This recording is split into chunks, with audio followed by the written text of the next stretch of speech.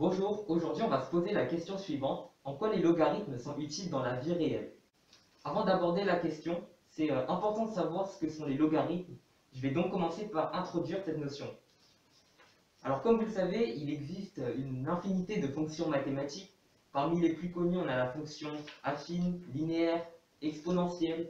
Et bien le logarithme, c'est également une fonction, un outil mathématique très connu et très utilisé dans la vie courante. Elles ont eu notamment des applications concrètes dès leur création. Avant de définir la fonction logarithme, on va d'abord se pencher sur l'histoire de leur construction. Enfin, nous verrons justement l'application réelle des logarithmes. Voilà, tout d'abord, comment a été inventé le logarithme. Les fonctions logarithmes ont été introduites en 1614 par John Napier, plus connu sous le nom de Napier. C'était un mathématicien écossais qui souhaitait trouver une méthode pour faciliter certains calculs de valeurs trigonométriques, car en effet, les calculs astronomiques étaient devenus de plus en plus compliqués au XVIIe siècle. Et à leur époque, il n'existait pas encore des calculatrices et ils devaient faire des calculs à la main. Napier était fatigué de faire des multiplications, et donc il s'est demandé s'il n'était pas possible de simplifier des calculs en remplaçant des multiplications par des additions. Et c'est ainsi qu'il a découvert qu'il existait des fonctions capables de transformer des produits en sommes.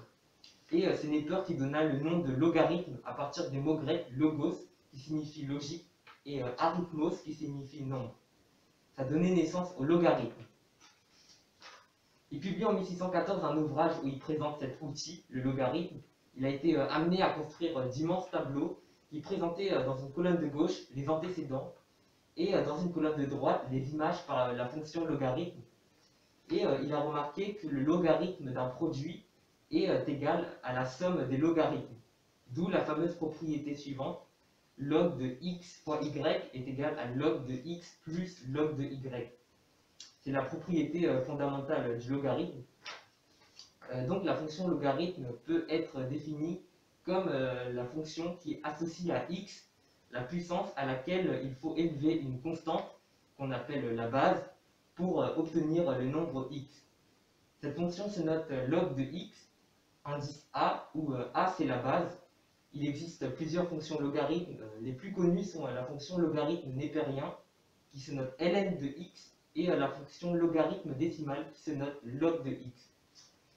Voilà, on a ainsi vu que justement le logarithme est très utile et permet au travers de l'usage de tables logarithmiques de simplifier des calculs en transformant des multiplications en addition et donc de simplifier des calculs à une époque où les calculatrices n'existaient pas encore. Et pour cette raison, la découverte des logarithmes par Napier constitue une véritable révolution dans le monde scientifique car justement elle a permis d'accélérer des tas de recherches. La fonction logarithme joue un rôle essentiel dans la simplification des calculs, mais pas uniquement. Aujourd'hui, on peut se demander si le logarithme est toujours utile, vu qu'on peut déjà calculer avec nos calculatrices.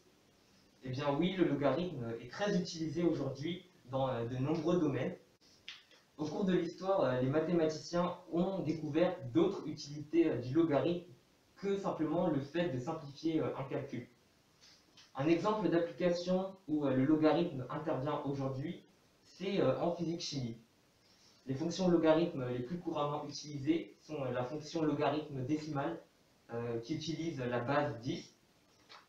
On le retrouve notamment dans la création des échelles logarithmiques, des repères semi-logarithmiques et dans la règle à calcul.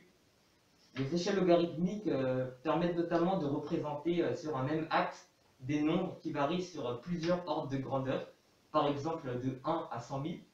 Et ça va notamment permettre de modéliser plein de grandeurs en physique, comme par exemple le pH d'une solution qui était impossible à modéliser avant, car l'écart entre les valeurs était beaucoup trop grand, et donc on ne pouvait pas utiliser l'échelle habituelle.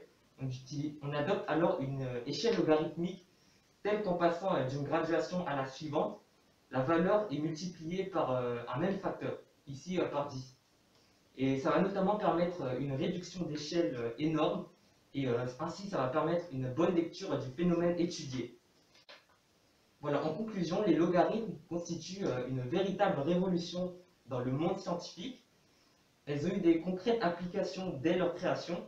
Outre le fait de simplifier des calculs, le logarithme est très utilisé aujourd'hui dans de nombreux domaines, notamment à travers l'usage de tables logarithmiques et d'échelles logarithmiques. L'échelle logarithmique est utilisée aujourd'hui dans de nombreux domaines. La magnitude d'un séisme, le pH, le son. Et donc, sans le logarithme, aujourd'hui, il n'y aurait pas eu d'astronomie ni de navigation telles qu'on les connaît aujourd'hui. Merci de m'avoir écouté.